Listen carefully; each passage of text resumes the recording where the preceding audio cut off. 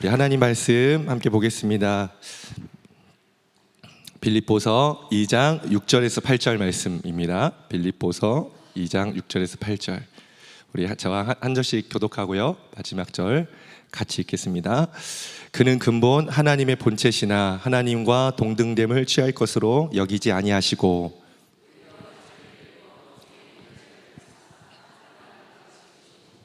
사람의 모양으로 나타나사 자기를 낮추시고 죽기까지 복종하셨으니 곧 십자가에 죽으심이라. 아멘. 신앙생활에 세 가지 필수 요소가 있습니다. 이건 죽기까지 우리가 반드시 이루어야 되는 거고, 이것이 되어야만 우리가 천국에 들어갈 수 있습니다.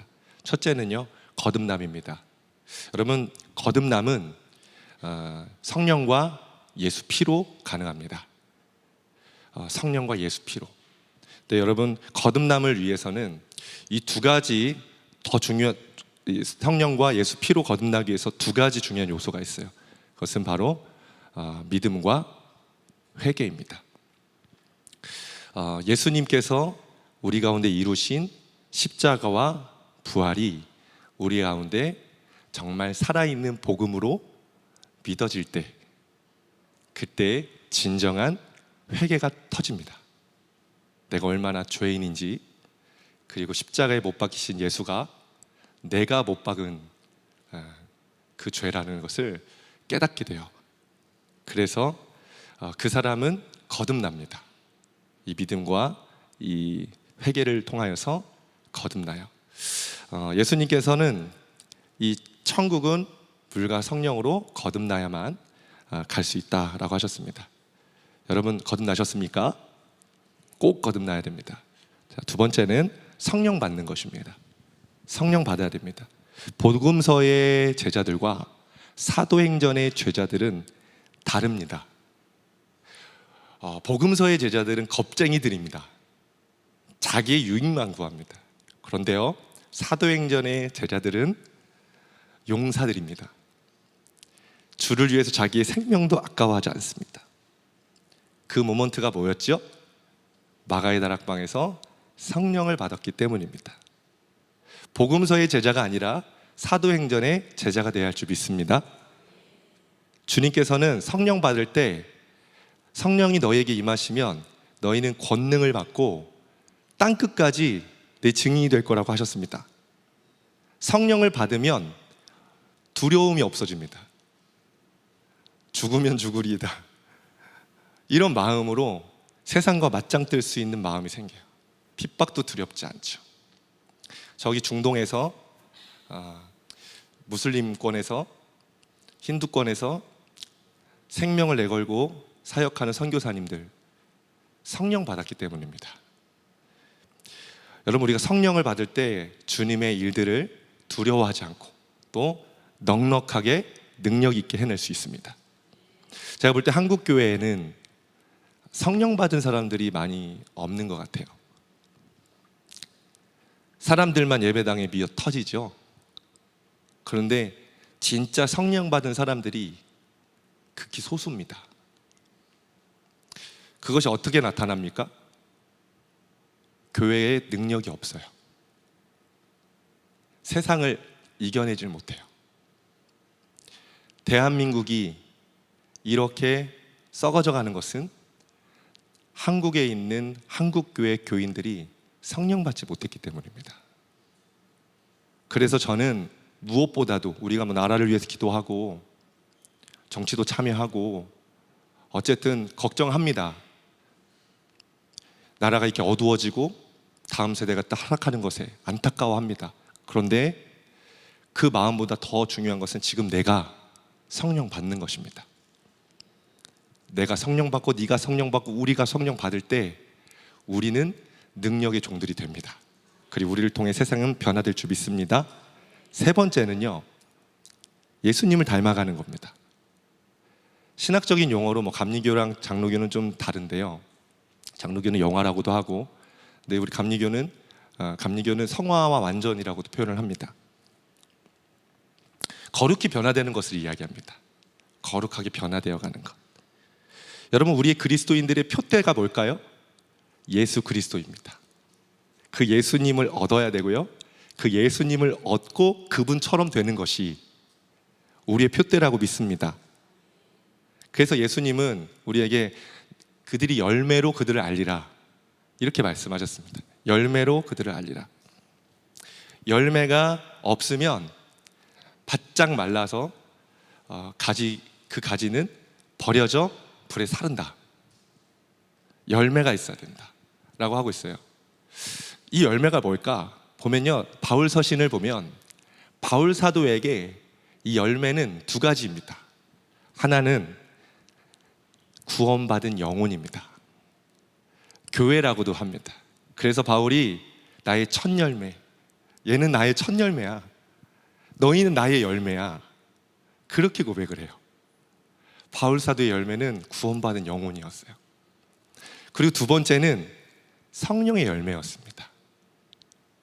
특별히 고린도전서 14장을 보면 바울이 그 방언에 대해서 설명을 하면서 너희가 입으로 하는 방언은 너의 영으로 기도를 하지만 너의 마음에는 열매가 없다, 이런 표현을 하거든요.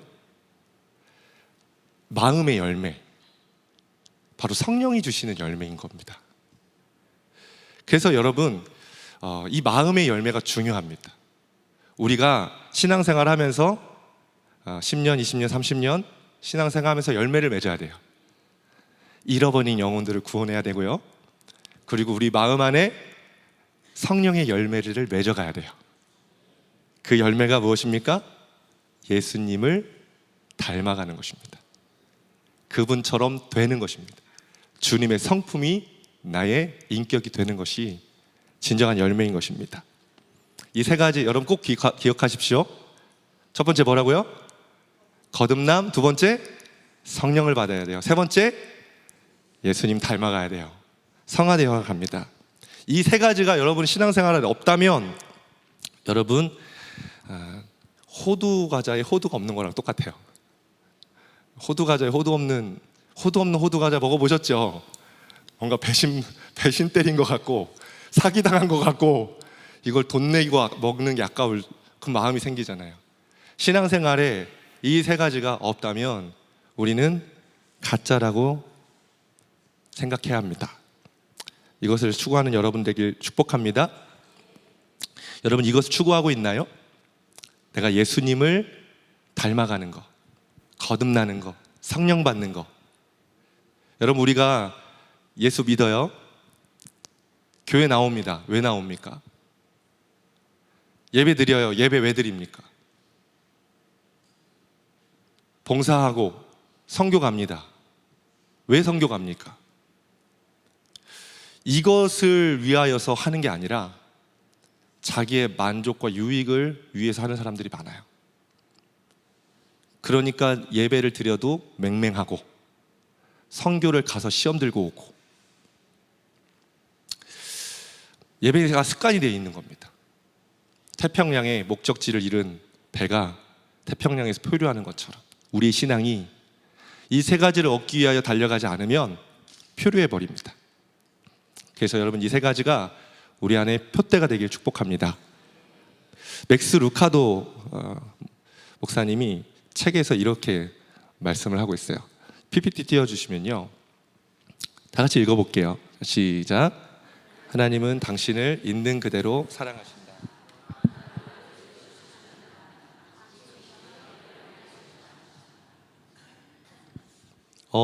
굉장히 울림 있는 말이라 생각합니다. 정말 울림이 있어요. 하나님 우리를 있는 그 모습 그대로 사랑하세요. 아멘이시죠? 우리 연약함 그대로 사랑하세요. 우리 부족함 그대로 사랑하세요.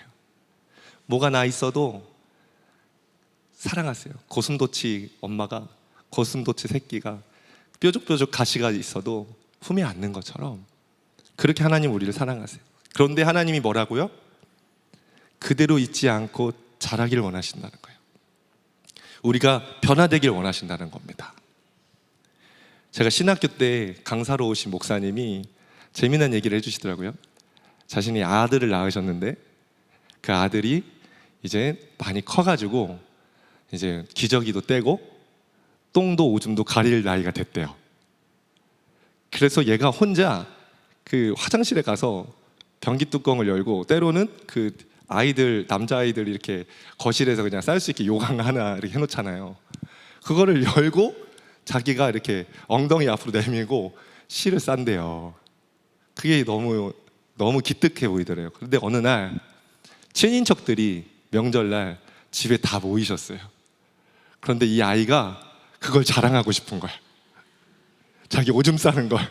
그래가지고 친인척이 보는데 가가지고 그 요강 뚜껑을 열고 오줌을 싸는데, 그거를 보는 친척들이 막 박수를 치면서 막 환호하고 좋아하더래요. 너무 잘한다, 너무 잘한다, 다 컸네 하고 좋아하더래요. 근데 그 얘기를 하시면서 이 목사님이 그런 말 하시더라고요. 애기니까 그게 이쁘지, 다 커서 성인이 됐는데 여기 보세요, 저 오줌 잘 싸고 있어요 한다면 그거는 이상한 애다, 그런 얘기 하셨어요. 하나님이 우리를 바라보는 마음이 그렇다라 생각합니다. 지금은 예수 막 믿었을 때는 있는 모습 그대로 이뻐하시죠. 성질 내고 미워하고 싸우고 짜증내고, 그런 우리의 어떤 연약한, 부족한, 모난 부분들 지금은 하나님이 그대로 모습 이뻐하시죠. 그런데 여러분, 신앙생활 20년, 30년, 50년 했는데 여전히 변화되어지지 않고 있다면, 요강 열고 오줌 싸는 거 자랑하고 있는 아이가 왔다면 하나님이 얼마나 마음이 아파하실까요? 그래서 여러분, 우리는 반드시 점검해야 됩니다. 나는 얼마나 성화되었나? 내가 예수님을 얼마나 얻기를 바라고 그분처럼 되기를 바라는가? 나는 그분을 닮았는가? 여러분 10년 전과 지금 많이 달라지셨습니까? 어제보다 오늘 많이 변화되셨습니까? 그것을 잊어버리고 아무 생각 없이 그냥 교회만, 성전 뜰만 밟고 다닌다면 그건 하나님이 정말 원하시는 것이 아닙니다. 우리는 진짜 작년보다 올해 더 변화되어 있어야 됩니다. 어제보다 오늘 더 변화된 자로 살아야 됩니다. 그게 주님이 우리에게 진정 바라시는 것입니다. 자, 오늘 본문 말씀 한번 이 말씀 한번 읽어볼게요. 고린도전서 11장 1절 다 같이 읽어보겠습니다. 시작. 내가 그리스도를 본받는 자가 된 것 같이 너희는 나를 본받는 자가 되라. 아멘. 아주 오래전에 제 친구가 저에게 진지하게 고민을 이야기하는 거예요.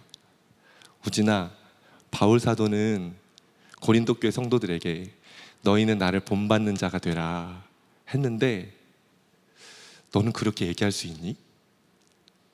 나는 도저히 성도들한테 나를 본받으세요 이런 말 못하겠어. 나는 언제나 얼마나 가야, 어느 정도 있어야 여러분 저를 좀 배우세요, 저를 본받으세요 이렇게 할 수 있을까? 너무 고민이 돼. 이런 얘기를 하더라고요. 제가 그 친구의 말을 들으면서 참 귀한 자기와의 씨름이구나 라고 생각했습니다. 성도들이 본받을 만한 목회자가 되는 거, 목자가 되는 거, 이것이 정말 하나님이 기뻐하시는 마음이라 믿습니다. 목회자들에게는 가장 중요한 표대입니다. 중요한 목회 목표입니다. 성도들이 나를 닮을 수 있는 그런 본이 되는 목자가 되는 거.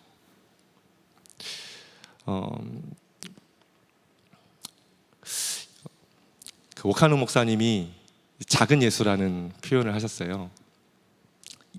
예수처럼 되라. 작은 예수가 되라. 작은 예수가 된다는 것이 쉽진 않은 것 같습니다. 목회를 하면서 예수님처럼 살아가는 것이 정말 너무 힘들다는 것을 제가 계속 깨닫습니다. 근데 여러분, 이게 저와 그리고 목회자들만 해당되는 말이 아닙니다. 여러분들도 그렇게 말할 수 있어야 됩니다. 자녀들에게, 배우자에게, 친구들에게 그렇게 말할 수 있어야 됩니다. 나처럼 되길 바란다. 나처럼 되길 바란다. 여러분, 그렇게 자신 있게 말할 수 있는 여러분 되길 축복합니다. 사도 바울은 일체 고민하지 않았습니다. 자신 있게 얘기합니다. 조금도 부끄러워하지 않습니다. 너희가 나를 본받는 자가 되라. 예수님처럼 살았다는 겁니다. 예수님처럼 됐다는 겁니다. 예수님의 향기가 사도 바울을 통해서 나타났다는 겁니다. 그래서 어떻게 고백하는지 알아요? 이렇게까지 고백해요. 갈라디아서 2장 20절 말씀 다 같이 읽어볼게요. 시작. 내가 그리스도와 함께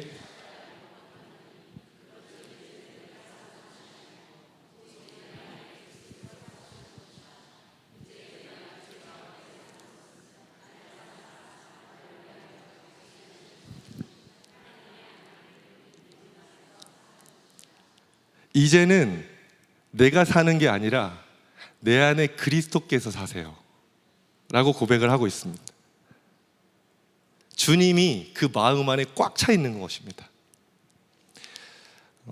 여러분, 주님이 내 안에 사세요, 내 안에 사세요 이렇게 고백할 수 있으세요?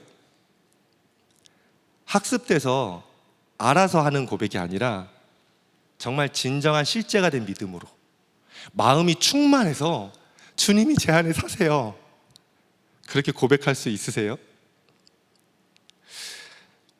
마음이 바람 빠진 풍선 같고 바짝바짝 메말라 있는 밭과 같다면 그런 고백 못할 겁니다. 이 고백은 정말 내 안에 예수 그리스도로 인해서 충만함이 느껴질 때 내 안에 그리스도께서 사십니다 고백할 수 있는 겁니다. 여러분, 우리는 그런 영적 삶을 살아야 됩니다. 그런데 우리는 예수를 구주로 영접하고 주를 위해서 사역도 하는데 여전히 무엇인가 부족하고 무엇인가 허전함을 느끼며 살아가요. 예수님으로 충만함이 안 느껴지는 것입니다. 여러분, 처음 예수님을 만났을 때 기억나세요? 저 초등학교 5학년 때 예수님 만났는데요, 그때는 너무 황홀했습니다.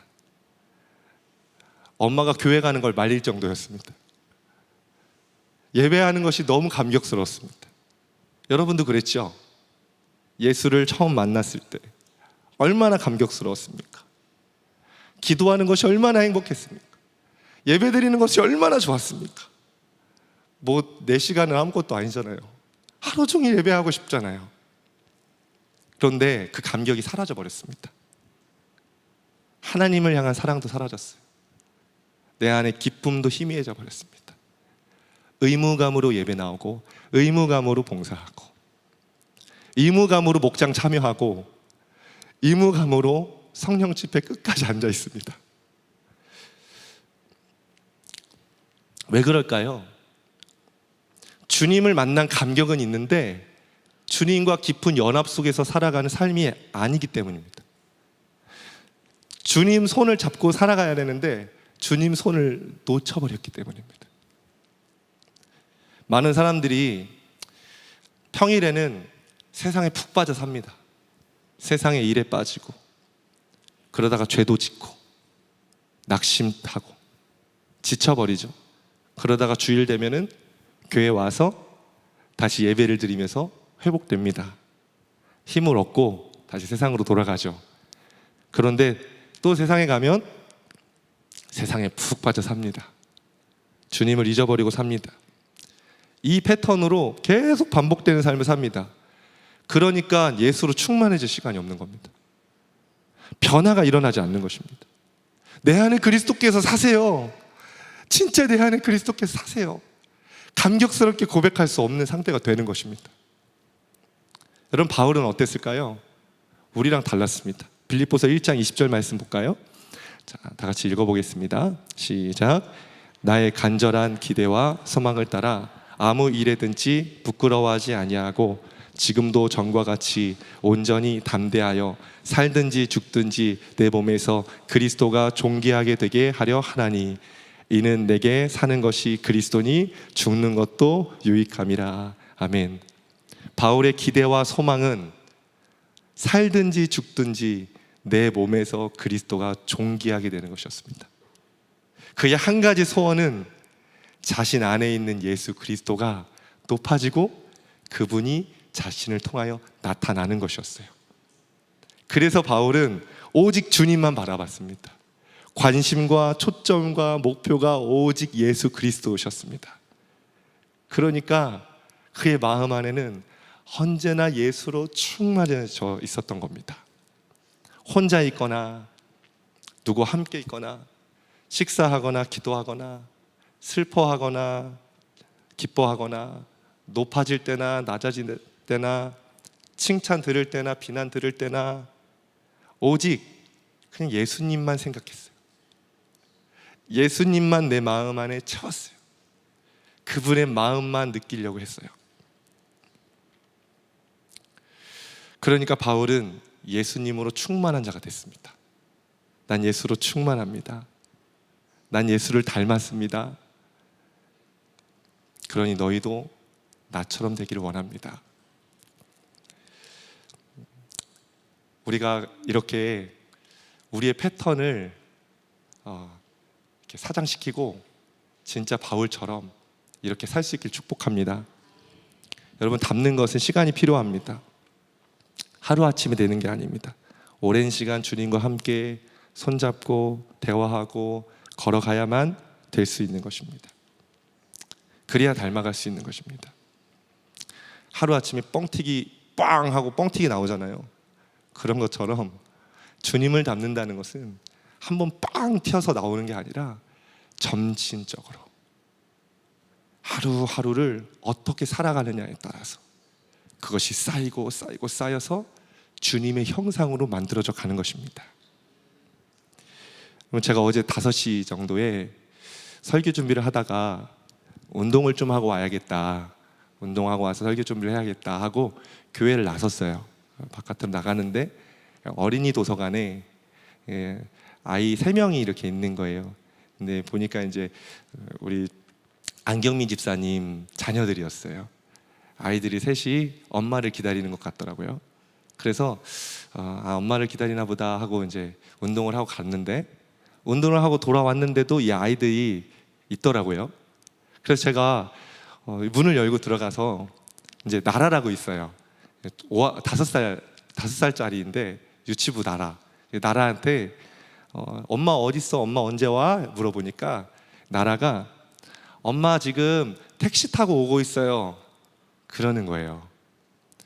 근데 나라가 저에게 엄마 지금 택시 타고 오고 있어요 라고 얘기를 하는 그 순간 제가 나라에게서 안경미 집사님을 봤어요. 그 아이의 그 눈빛과 그 말과 제스처가 안경미 집사님인 거예요. 너무 깜짝 놀랐어요. 근데 여러분 아시는 분도 있을 거예요. 나라는 배가 아파서 낳은 아이가 아니라 가슴을 아파서 낳은 아이예요. 이 나라가 아기 때 안경미 집사님 품으로 왔어요. 그런데 지금 나라에게서 안 집사님의 모습이 보여요. 너무 신기하더라니까요. 예수님을 닮는다는 것은 이게 필요한 것입니다. 주님과 함께 꾸준히 함께 있어야 되는 거예요. 그분과 함께 살아야 되는 거예요. 자녀들이 부모를 닮지요. 여러분의 자녀들은 여러분 닮았을 거예요. 제가 보지 않아도 압니다. 닮았을 거예요. 저희 아이들도요, 저를 닮아갑니다. 제가 한 번은 집에 들어가면 우리 하람이가 소파에 앉아서 책을 보고 있거든요. 그럼 가끔씩 저를 보는 것 같아요. 저의 자세, 저의 모습을 가지고 보고 있어요. 얼굴만 안 들었을 뿐이지 얼굴을 내리고 있으면 저예요. 자녀는 부모를 닮습니다. 부부가 서로 닮지요? 생각도 비슷합니다. 취향도 비슷해집니다. 신앙관도 비슷해집니다. 여러분 결혼 생활 한 10년 이상 했다고 하면요, 이제는 서로가 뭘 필요로 하는지 대충은 아실걸요? 혹시 아직도 모르겠다 하시는 분들은 좀 심각하게 생각해 보시고 뭔가 이렇게 치료를 받으시길 바라고요. 한 10년 정도 같이 살면 이 사람이 지금 무슨 생각을 하고 있고 뭐를 원하고 있고 대충 압니다. 왜요? 함께 바라보고 함께 살아가기 때문이에요. 해바라기는 아침에 해가 뜨면 그 해를 바라보며 해가 질 때까지 해를 향하여서 고개를 계속 돌립니다. 여러분, 우린 주바라기입니다. 예수님을 향하여서 눈을 떼지 않고 그분에게 시선을 고정하고 계속 그분을 바라보려고만 해야 여러분, 우리가 주님을 닮아갈 수 있습니다. 그분과 함께 손을 잡고 그분과 함께 늘 살아가려고 해야, 그분의 마음을 알려고 해야 주님을 닮아갈 수 있는 거예요. 그냥 승질나가지고 막 화내고 그냥 A하고 그냥 파산하고 그냥 내 성질대로 살면 주님 닮을 수 없어요. 그런데 속상한 일이 있고 힘든 일이 있고 그때 주님을 찾는 거예요. 주님 마음은 무엇입니까? 주님 어떻게 해야 되죠? 주님의 생각과 주님의 마음을 물으면 그 시간들이 계속 축적돼 가잖아요. 여러분, 그러면 우리는 주님을 닮은 자가 됩니다. 바울은 나를 본받는 자가 되라 라고 했습니다. 이것만 보면요, 바울은 완성된 것 같죠? 바울은 그가 목표했던 것들을 다 이룬 것 같잖아요. 너희는 나를 본받는 자가 되라. 그런데요, 바울이 그랬나요? 바울은 만족하지 않았어요. 그래서 이런 고백을 하죠. 빌립보서 3장 12절 말씀입니다. 같이 읽어보겠습니다. 시작. 내가 이미 얻었다 함도 아니요 온전히 이루었다 함도 아니라 오직 내가 그리스도 예수께 잡힌 바 된 그것을 잡으려고 달려가노라. 형제들아, 나는 아직 내가 잡은 줄로 여기지 아니하고 오직 한 일, 즉 뒤에 있는 것은 잊어버리고 앞에 있는 것을 잡으려고 표대를 향하여 그리스도 예수 안에서 하나님이 위에서 부르신 부름의 상을 위하여 달려가노라. 다 얻었다 함도 아니요 온전히 이루었다 함도 아니요. 나는 지금 잡은 줄로 여기지 않고 잡고자 달려가고 있다. 그렇게 표현해요. 나는 아직 얻지 못한 것처럼 뒤도 돌아보지 않고 앞에 있는 그 표대를 위하여 달려갈 것이다. 표대 대신 그리스도를 닮아가기 위해 달려갈 것이다. 그래서 이렇게 말합니다. 그 두 절 뒤에 말씀이에요. 빌립보서 3장 17절 함께 읽겠습니다. 시작. 형제들아, 너희는 함께 나를 본받으라. 그리고 너희가 우리를 본받은 것처럼 그와 같이 행하는 자들을 눈여겨보라. 여기서도 같은 말을 하고 있죠. 너희도 나를 본받으라.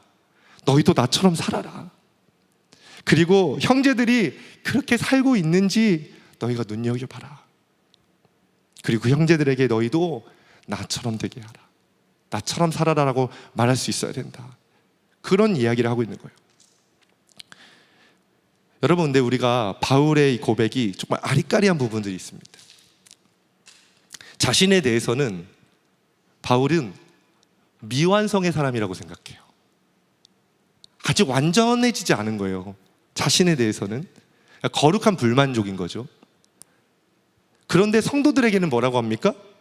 성도들에게는 완성된 사람으로 보여요. 내가 그리스도처럼 된 것처럼 너희가 나처럼 되라. 완전한 것처럼 보입니다. 여러분, 여기에서 이것이 우리의 모습이 되어야 한다고 믿습니다. 우리의 신앙의 방향입니다. 이것이 우리 자신에 대해서는 거룩한 불만족을 가져야 됩니다. 늘 부족한 자로 주님을 닮아가기 위하여, 주님처럼 자라가기 위하여 늘 부족한 자로 여기고, 또 사람들에 대하여 성도들 앞에서는 완전한 자로, 본보기가 되는 자로 서 있는 모습이 되어야 되는 것입니다. 바울이 가지고 있는 스탠스였습니다. 여러분, 우리가 가정에서 세상에서 가지고 있는 스탠스여야 됩니다. 우리는 미완성된 자로 하나님을 계속 닮아가야 되고, 사람들에게는 완성된 자로 서 있는 것, 그것이 저와 여러분들에게 축복합니다. 말씀 한 번만 더 읽어보시죠. 자, 고린도전서 11장 1절 다 같이 읽겠습니다. 시작. 내가 그리스도를 본받는 자가 된 것 같이 너희는 나를 본받는 자가 되라. 여러분, 그렇다면 바울이 그리스도께 본받은 게 무엇일까요? 그리고 고린도 교회 성도들에게 무엇을 본받으라, 나에게 무엇을 본받으라고 하는 것일까요? 여러분, 오늘 설교 제목이 예수님을 닮은 사람이 맺는 두 가지 열매입니다. 사도 바울은 예수님을 닮았어요. 그리고 두 가지 열매를 맺습니다. 그것을 오늘 잠깐 결론인데요. 이것을 여러분과 나누고 말씀을 마치려고 합니다. 고린도전서의 배경을 여러분 잘 아실 겁니다. 고린도 교회는 문제가 많았습니다. 누구의 제자냐? 누구한테 세례받았냐? 팔을 나누고요. 서로 경쟁하고요. 서로 다투고 고소하고 싸우고, 이게 고린도 교회의 모습이었어요. 자기가 제일 높아지려고 했어요. 그래서 바울이 오늘 이 말씀을 한 건 이런 취지로 말한 겁니다. 나는 복음을 증거하기 위해서요, 낮은 자리로 내려갔다. 온갖 수치와 수모와 다 감당하면서 영혼을 구원하기 위하여 내가 살았다. 한 영혼 구원하기 위해 내가 그리스도처럼 낮은 자리로 들어갔다. 그러니 너희는 나를 본받는 자가 되라. 그런 고백입니다. 바울이 이게 천성적으로 그렇게 낮은 곳으로 내려가는 사람이 아니었습니다. 그는 오직 예수님께 배운 거예요. 오늘 우리가 함께 읽은 본문 말씀이죠. 빌립보서 2장 6절에서 8절 말씀인데요. 다 같이 읽어보겠습니다. 자, 시작. 그는 근본 하나님의 본체시나 하나님과 동등됨을 취할 것으로 여기지 아니하시고 오히려 자기를 비워 종의 형체를 가지사 사람들과 같이 되셨고 사람의 모양으로 나타나사 자기를 낮추시고 죽기까지 복종하셨으니 곧 십자가에 죽으심이라. 예수님은 하나님이십니다. 할렐루야. 하나님과 동등된 분이십니다. 그런데 뭐라고 합니까? 하나님과 동등됨으로 취하지 않고 자기를 비우사 종의 형체를 가지사 사람과 같이 되셨습니다. 자기를 낮추시고 죽기까지 복종하셔서 십자가에 죽으셨습니다. 바울은 지금 예수님을 만나고 그 예수님이 내게 어떻게 하셨는지, 나에게 어떻게 다가오셨는지 바울은 몸으로 체험을 한 겁니다. 그러니까 이제는 그리스도 같이 될 수밖에 없는 것입니다.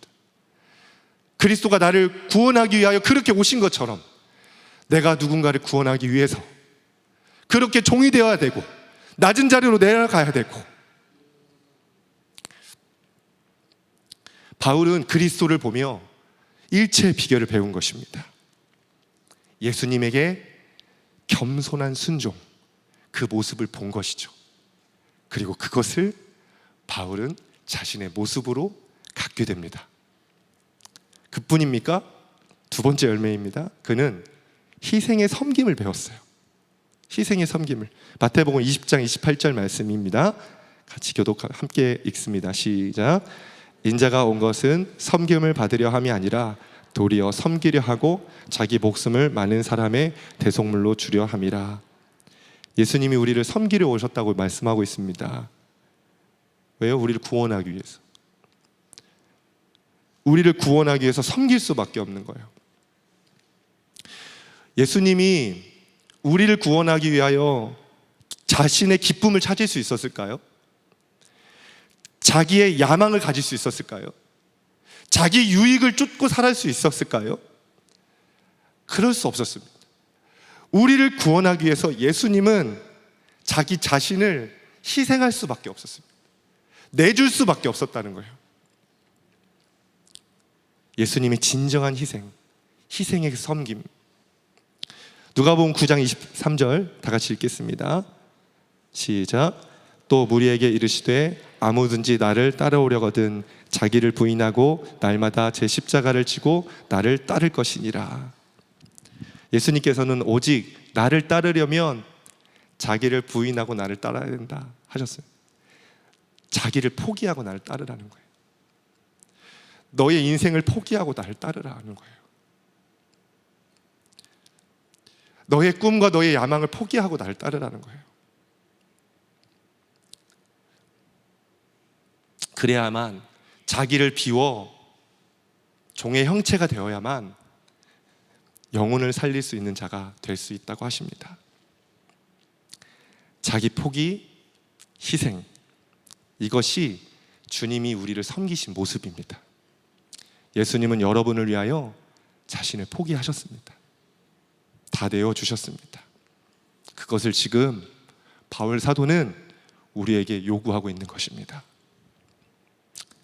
얼마 전에 신방 갔다 오는데 저희 교구 간사님께서 저에게 물으시더라고요.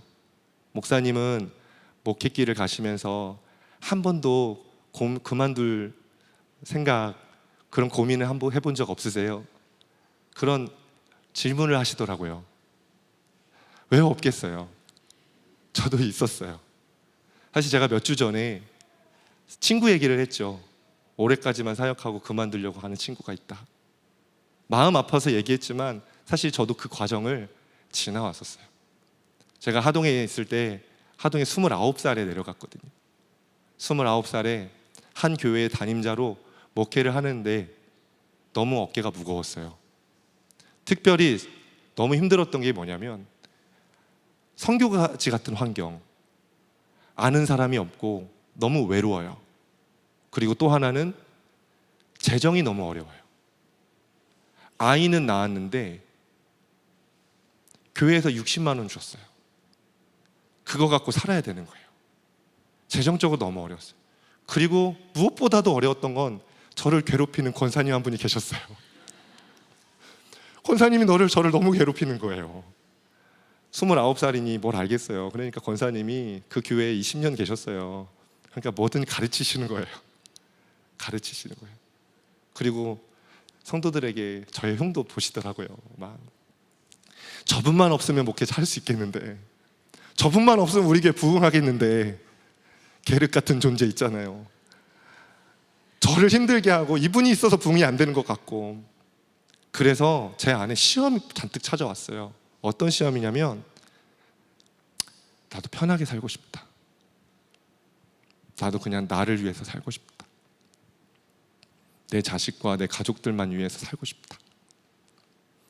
내가 왜 저분들을 위해 살아야 되고, 내가 왜 하나님을 위해서 이 교회에 내려와야 되고, 내 모양이 왜 이런가 하는 슬럼프가 좀 몇 주 왔어요. 그런 고민 속에서 지나왔습니다. 그런데요, 지금은 이제 그때는 이제 우스갯소리인데요. 그때는 이제 어렸으니까 빨리 포기하면 다른 거라도 찾을 수 있죠. 지금은 이제 나이도 먹었어요. 그렇죠? 이제 돌아설 수가 없습니다. 지금 생각보다 나이가 있습니다. 우스갯소리고요. 근데 지금은 제 안에 명확한 게 있어요.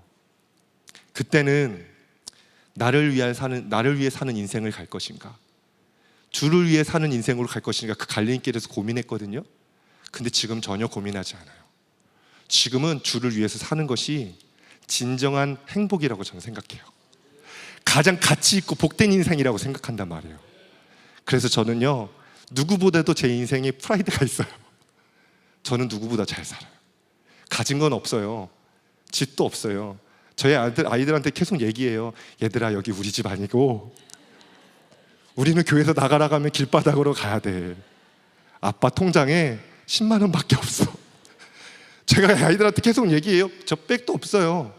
그런데요, 저는 누구보다도 충만해요. 이 길이 인생에서 가장 가치 있고 가장 행복한 길이라고 자랑 있게, 자신 있게 얘기할 수 있어요.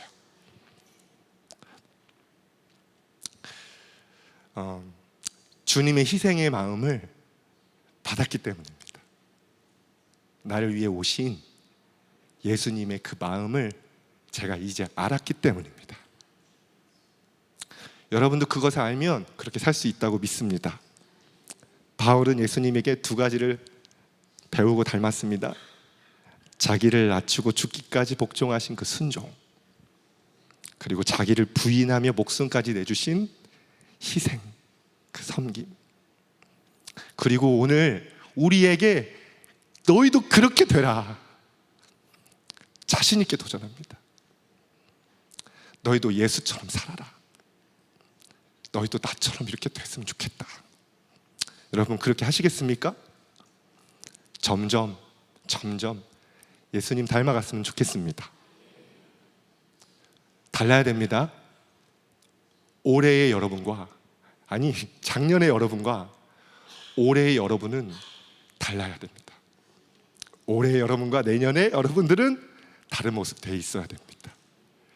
마지막 호흡을 다하여 눈을 감는 그 순간까지 우리의 표대는 예수님처럼 되는 것입니다. 도전드립니다.